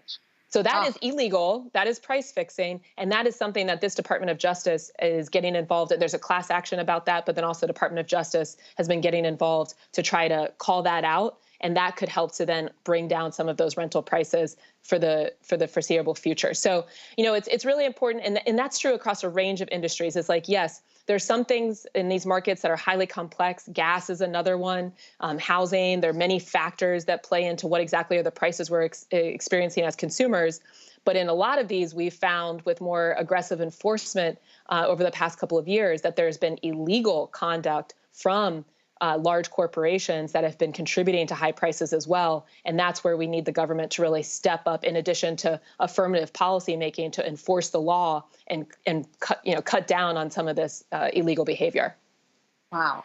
Morgan, where does the election cycle play into any of these changes, you think, in terms of unemployment and how people feel about themselves to go out and do what they need to do that actually changes the numbers that we are talking about? How have you seen that play into things? Well, in terms of policy making, in theory, the election cycle has no impact. The Federal Reserve, and I'm only smiling because I think there are now a lot of people who question that. But in theory, the Federal Reserve is an independent body. President Biden, who currently it's part of his administration, has no role over what exactly the Fed does or what decisions they make. But people are human, and the Federal Reserve is made up of individuals that exist in this country and in this world, and they consume media like the rest of us and are, taking in all of the inputs and making their best calls and decisions. Economists are people too, right? And so I think it would be very naive to think that it doesn't have any impact, but, by the technical law or letter of the law, it is not supposed to have any impact. In terms of how people are feeling, the data isn't really getting into how people are emotionally experiencing the economy. It really is kind of nuts and bolts. Are you looking for a job? Have you looked for a job in the last month? Are you currently employed? Did you find a job? So that there's not as much area for gray, so to speak. But in terms of how people are actually living out those numbers and those experiences of what is making you feel like you're excited about the future and wanting to, potentially pursue an opportunity in a different industry, that kind of thing, some of the more subjective factors. I do think all of the talk about the economy, there's been a lot of criticism, and we've seen this in some of the polling, that even though the economy has been quite strong, that a lot of people continue to say that they don't feel that optimistic about where the country's headed economically or otherwise. And again, I do think that's where some of these experiences that you might just be having as a human being living in modern American culture, that could be impacting perhaps some of your psychology and your experience in the economy. Before I jump to the panel, my last question to you is, what are the job sectors that we are seeing the growth, whether it's minuscule or whether it's by a couple of percentage points? What are these popular areas where people are entering into? Great question. It varies every month. And this past month, it seems that the bulk of the job growth was driven by government jobs and healthcare and education. Which I think those have been the top for the past few months as we've been coming on and talking through this data. But it varies in terms of how something like manufacturing, if it's seen an increase. In this job report, we didn't see an increase in the manufacturing data. It really seems to have been driven more by the government job growth, which is another sign of something that, I wouldn't say concern, but then that kind of makes people think like, okay, well, if the most of the job growth is being driven by something that isn't technically, in the private sector, part of that, element of the economy, then maybe another sign that perhaps things aren't as strong as they could be and something to continue monitoring. All right, I'm going to go to Dr. Malveaux. Question for Morgan. Well, thanks, Morgan, for breaking down the First Friday report. Two-part question. You talked about housing, and housing, of course, is extremely important. And you talked about this algorithm, which I don't know anything about, so I'm going to have to look it up. But one of the things that I noticed in terms of rental housing is that corporations are buying up single-family homes and apartment buildings and then basically taking them off the market. And that's also a factor in sort of increasing the price of housing. And so I know that that's not, you're an attorney, but I don't think it's illegal. I think it's just immoral to basically take housing off the market. So I'd like you to think about that. But the other thing, we spend so much time every month, First Friday, looking at the data that comes from the employment situation. And how much faith should we really put in a movement from, let's say, 6.1 to 6.2? I mean, because basically, especially when we're looking at the Black population, we're looking at a very small population, and it's just as likely that that number will go either back up or back down. I think the annual average is a much more accurate way to look at what's going on in the market. But again, I'm interested in your thoughts. Yeah, absolutely. I mean, month to month, it's hard to make any definitive conclusions about what any of this data means.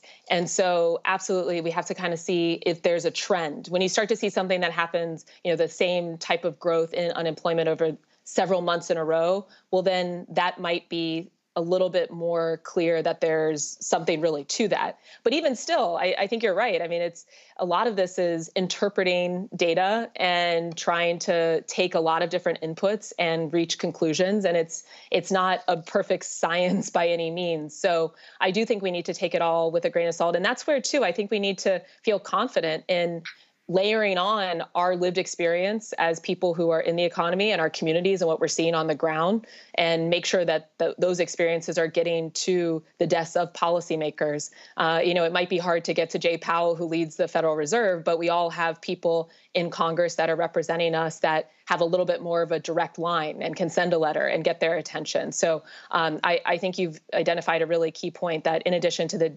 individual monthly data not necessarily being indicative of conclusive situation in the economy, that also we should feel confident in supplementing that data with what we're experiencing on the ground. It's as valid as any individual data point that we're reading about in CNN month to month.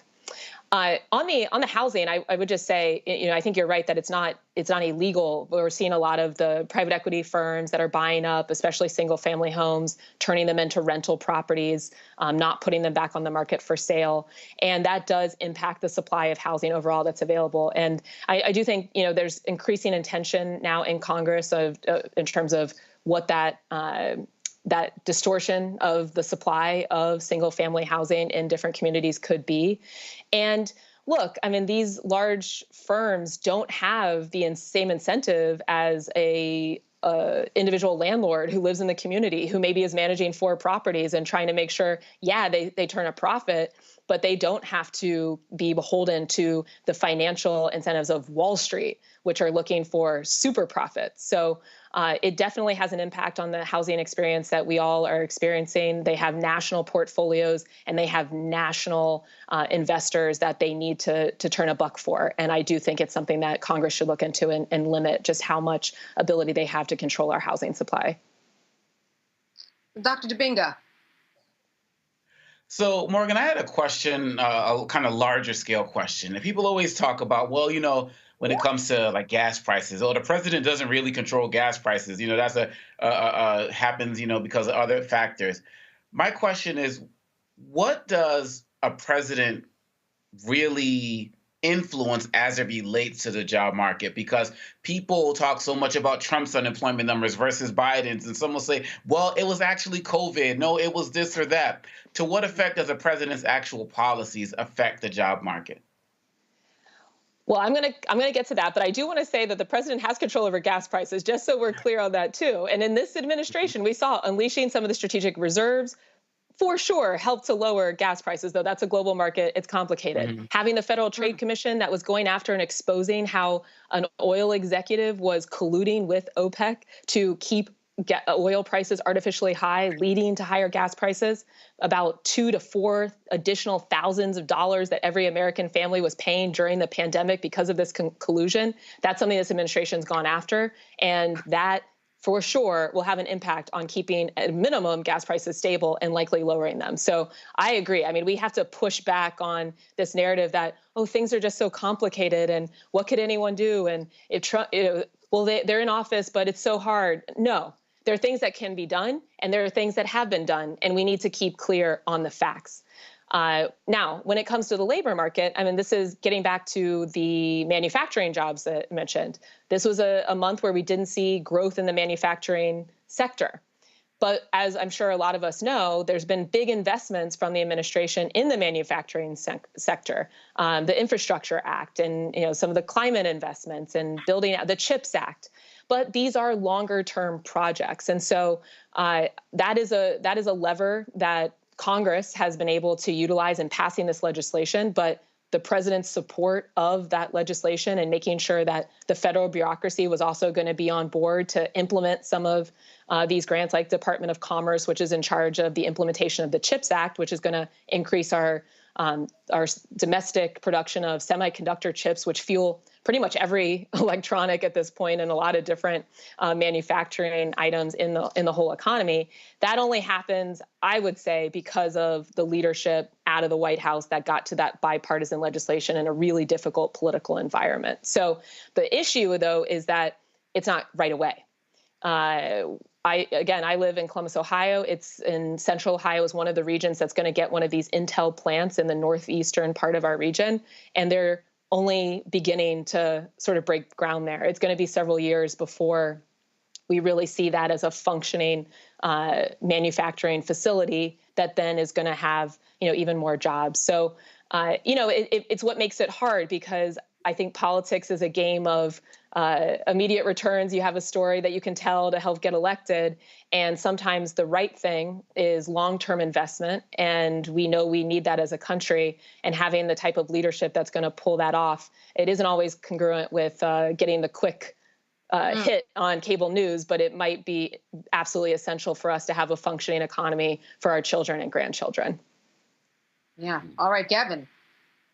All right, Morgan, thank you. Building off that point, if you were advising the Biden campaign right now, I don't believe you are, but what a job.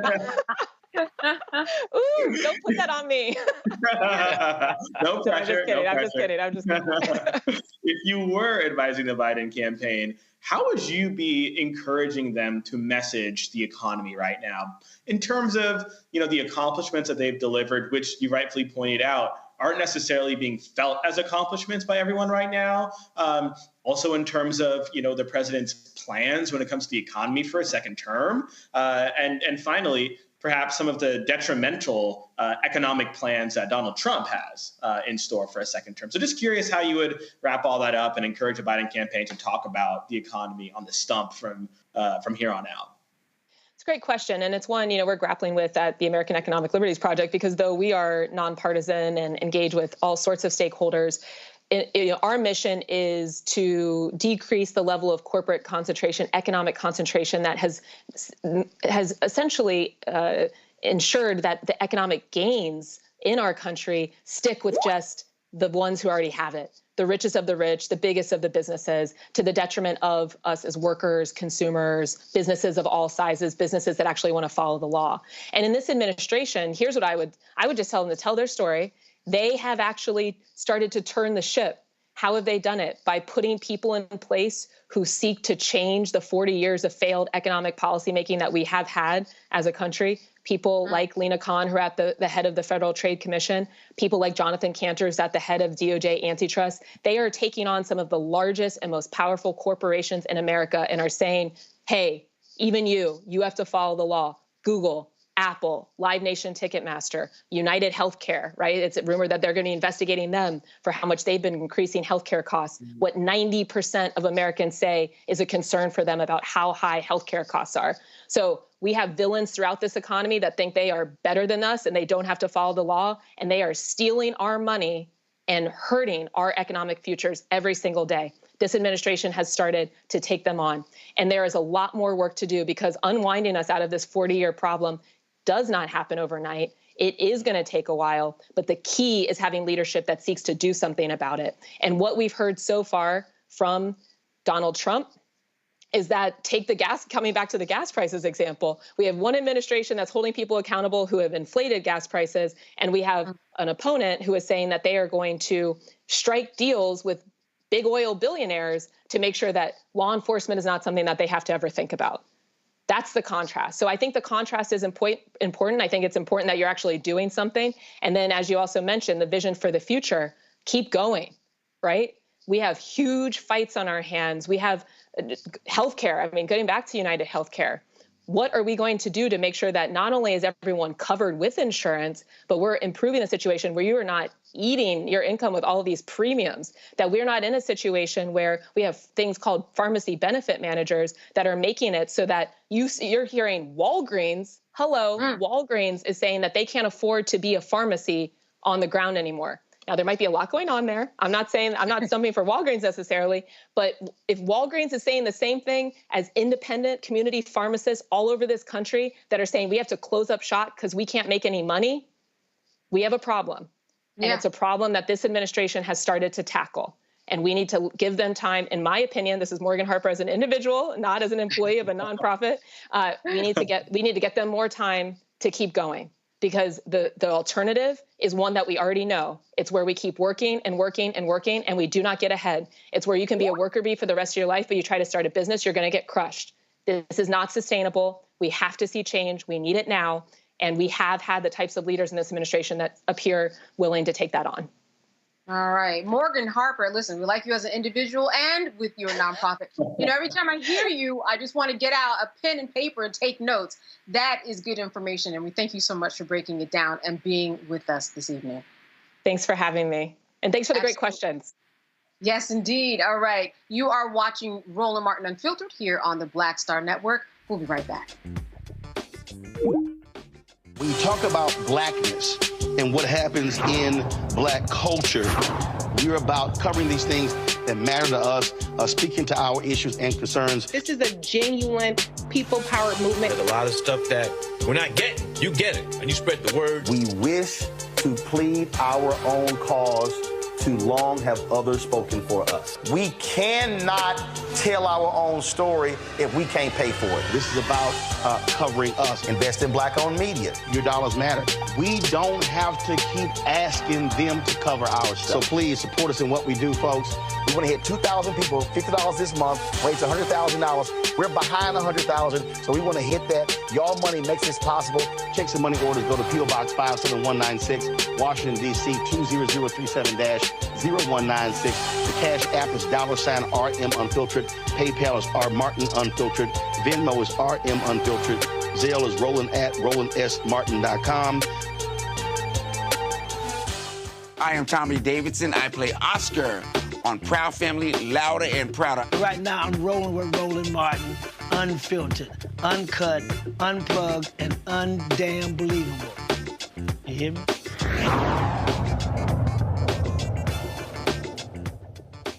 right, so a couple of weeks ago, Roland was in LA for the Netflix premiere of Beverly Hills Cop, Axel F. He sat down with stars Kevin Bacon and Joseph Gordon-Levitt. Let's take a look. So, gentlemen, glad to see you. First off, first memory of Beverly Hills Cop. What stands out? I think I was in a movie theater in New York, probably bought my popcorn, went and sat with some strangers and, you know, watched it, loved it. I watched it with my older brother. I was too young. I was probably too young to watch it even after it had come out, but we watched it, you know, on TV, probably on like a Saturday afternoon with some cereal or something like that. But you know, my brother was a huge Eddie Murphy fan. Right. And do you have any older brothers or sisters? Brother, 1 year, 1 day older. 1 year and 1 day. Yeah. Okay, so it's a little different. Mine's 6.5 years older. Yeah. So when I looked up to my brother so much, that anything he liked took on this air of, you know, ultra coolness.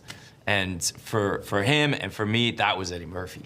So to now get to be playing Eddie's sidekick in the new Beverly Hills Cop movie is just incredible. It's also one of those films that were one of those franchises where people constantly quote things that happen. You could be at a party and folks will start recounting this and this and this and this. And so that's always, I think, also interesting, which makes, I believe, a movie really memorable when folk will recite lines or scenes from a film. Yeah. I mean, I think that one of the things, besides the fact that you just love Axel Foley and you love Eddie as Axel, is that the fish out of water story is a kind of a timeless story that works again and again and again. We were talking about Shakespeare before. You know, Shakespeare, you know, has a number of fish out of water comedies, and there's just something so great about the character of Axel, and we do it again in this movie, coming from a place that's so different, and then looking at Beverly Hills from that character's point of view is just funny and weird and great. You know, I love that piece of it, and I think it keeps playing. And Beverly Hills deserves to be made fun of. Let's be honest. Like, Beverly Hills is a lot about flaunting excess wealth. Yeah. The world doesn't need that, really. It needs someone to come from Detroit and kind of take the piss out of this wealth worship. So when you got an opportunity for this, had you worked with Eddie before? No. No.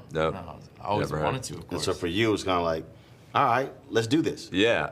I mean, for me, it was kind of like, how is that possible that all these years paths have never crossed, you know? As you know, I've famously worked with a lot of people. Yeah, you are the king of the six degrees of separation. Right. So he was a first. Yes, it was the first time, and certainly a bucket list gig, you know. He is now people who play 6 Degrees of Kevin Bacon are going to use Eddie Murphy all the time. Because he's also worked with a hell of a lot of people. He's worked with a lot of people, He's going to be the first step in a lot of those games. Yes, that's true. On set, in terms of, here you're dealing with one of the funniest people in history. He doesn't try to be funny, though, you know? It's not like... But did you try to make him laugh? Oh, nah, not really. If you try to make him laugh, that's not the way to make Eddie laugh. In my experience. Like, he'll laugh if you just tell him a real story from your real life. He'll find the humor in it. Got it. For you, in terms of playing, you know, not so nice of a guy. That's the understatement. Not the same as your character out of Boston, though. Right. No, he's a different kind of bad guy. Yeah. Listen, I mean, I mean that's a pretty good example. I mean, people who are have questionable moral values. Sometimes I like to go there. You know, I don't know why I find myself in that situation, but to me, it's really about making them different. And if you look at those two guys, they're really cut from a different cloth. So that's what's fun for me. And of course, you're a different character, good guy here. But I was cracking up on the helicopter scene. Yeah, he's a good guy. He's a terrible helicopter pilot. Right. So how hard was it not to just crack up when he kept cussing you out because of your flying? Such a great scene. Oh my God, I loved it. It was so fun to see again. Thanks, man. Thank you. Yeah. Let me just sorry to interrupt you. Please go. My wife was just screaming. She's like, oh, she's a very vocal. She watched a movie last night with the crowd. So that was her. That was her. She's like, oh my God. Yeah. Oh. all through the helicopter. She's like, honey, all right, goodbye. Well, that's because that helicopter really did that. It wasn't me really flying it, but they had a real guy, this incredible stunt helicopter pilot that really did do that stuff, falling off the building and coming really close to the street and coming really close to the bus. Like nowadays in a lot of action movies, it's all just CGI. It's all visual, digital effects. It's fake. Right. But this was a real helicopter doing these real things. They just photographed, and I think you can still feel that realness. You really can. Yeah, well, that was again. You saw the interaction. Again, I'm just sitting here going, I'm like, I know, because how he was just cussing you out through the whole deal, and you like, please shut up. Yeah, it was funny. It's really funny. Last point for both of you. I always ask this question of book authors. Your wow moment making this movie. Just that one thing where even you went, oh, wow. I'll tell you, there relates to the helicopter. Of all the things that I've done and been thrown into, all kinds of, crazy situations, physical, whatever, on movies, the thing I've never done is they have these cars where I'm driving, but I have no control over the car because the driver's on the roof of the car with controls that actually operate the car, and swinging through a bunch of stunt drivers and these guys in the helicopter rig next to it. And they said to me right before we said action, somebody said, just hang on, because this is going to be a little disconcerting. And let me tell you, it was fun as shit. I mean, I was just like, this is so fun. I love what I do for a living. It was great. Shooting at these guys, and it was funny. That was a crazy day. Yeah, it was. Shutting down Wilshire Boulevard, and we're in this hydraulic helicopter rig. It felt like someone had built like a Disneyland theme park ride just for us, just for the day. Yeah. All right. Well, certainly I hope folks enjoy it. I appreciate it. Thanks a lot. Thank you. Cheers. All right.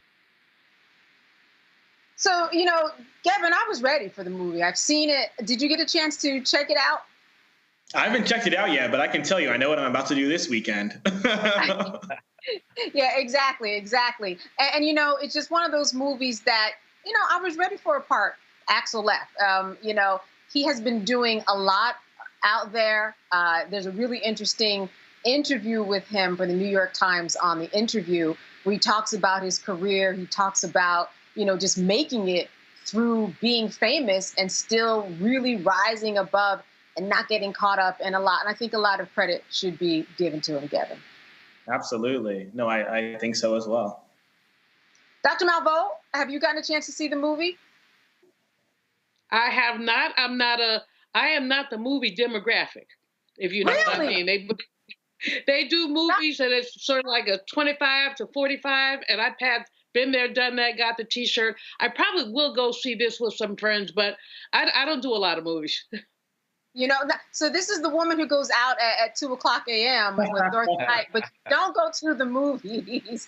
Dr. Debinga, have you seen it? And what are your thoughts about Eddie Murphy? Because he really is coming out and telling his story, telling some stories about, he felt he was treated with racist behavior on SNL. He's really talking. Yeah, I have not seen it. It's definitely on my list. And I love the fact that he is still out there doing it as opposed to a Beverly Hills remake with some newer actor. I mean, I feel like there's such originality that's lacking in films and music today, and people are just rehashing stuff from the 80s and the 90s. So I'm like, if you still got the brother from that time period, put him back in. Let's see some growth and see what's happening. I mean, with Eddie Murphy, it's just iconic, right? I mean, there's no other word that you can use to really describe him. Someone who has had real longevity, somebody who, I teach out Pilates, and so, there's music in my class, and I be playing Party all the time, his one-hit wonders. I mean, he's a guy who's, y'all know that joint, don't be fronting, so, he's had success in multiple areas, and I feel like, hey, as long as you still got the talent, keep going. So I look forward to seeing it, because I love the Beverly Hills Cop series. Yeah, I was in ShopRite the other day, grocery store, and they were playing a song, and it occurs to me, that's right, he sang that song. Well, let me go back and say that the movie, he revisits a lot of the same spaces and similar types of interactions that he does from the first Beverly Hills Cop movie. So as we leave this, I'm assuming we've all seen at least one of them. What is one of your favorite memories from Beverly Hills Cop, the original? I'll start with you, Gavin. Skip me, because I think I'm a little too young to have seen it. I hate to admit, but again, this weekend will be a complete Beverly Hills Cop watch party for me. We will get back to you. By the time it's all said and done, you're going to buy a Munford t-shirt. Look for that when you go back. Go look it up. Go look it up. Dr. Dibinga. Yo, oh my goodness. I just showed this. My daughters are 18 and 15. I just showed this to them like 2 weeks ago. The scene where he's trying to check into the Beverly Hills Palm Hotel, and they're like, they don't have any room for him. And he's lying, saying he's a journalist. And he's like, I'm here. I was going to do a story on Michael Jackson. I was going to call it Michael Jackson sitting on top of the world. That's right. But I guess I'm going to call it Michael Jackson can sit on top of the world as long as he don't sit on a Beverly Hills Palm Hotel, because there's no allowed in there. And it's that's right. I love that. That's my favorite scene from all of the movies. You have a good memory. You're going to see some of that in this movie where he's back at the front of a hotel checking in. Dr. Malveaux, can I count on you to say you've seen at least one of the movies? Girl, that has been so long ago that I forgot. Let me just be totally honest. He doesn't remember, and I forgot. But that's all right. I am a big. Well, listen, if you have some time, and I saw the piece in the New York Times when he talked about racism and SNL. And what struck me is how these microaggressions stay with us so long. So this is a huge star who's sitting on top of the world, not top of the hotel, Obakongo, on top of the world. And, some slight remark that some idiotic white person made to him stuck with him. And it really just made me think about how we begin to unpack racism and unpack these microaggressions and frankly call people on them. I mean, he probably didn't feel that he had the career power at that time with SNL to say, yo, dude, that's just not cool. But as we age and grow, hopefully we take back some of that power and we call people on their BS, because some stuff is so very impactful. And, I talk about this all on the show all the time, the work that I'm doing, the book that does not want to be written, Lynching, the Wealth Gap and Reparations. And when you read some of these lynching stories, you also get a sense of the pain with the Black people who know about the lynchings like Rosewood and are afraid to talk about them. And so somehow we have to think about ways to open up our eyes, but also, and more importantly, open up our mouths about this stuff. Absolutely. And no matter who you are, you can be a superstar like Eddie Murphy for decades. You still experience it, and it stings. He was hurt by what David Spade said on Saturday Night Live about his career, but he did get over it. He went back on and he hosted the show, said he was never going to do it, but he did. And I think that when people talk about Eddie Murphy and how he's making a comeback, they're wrong. He never went anywhere. It's on Netflix. All right. Thank you, Dr. Malveaux. Thank you, Dr. Dibinga. And thank you, Gavin, for being with us today. As always, your insight has been wonderful. Good to see you all. All right, and thanks for watching Roland Martin Unfiltered. He will be back tomorrow, I believe. And I'm Candace Kelly. And have a good night.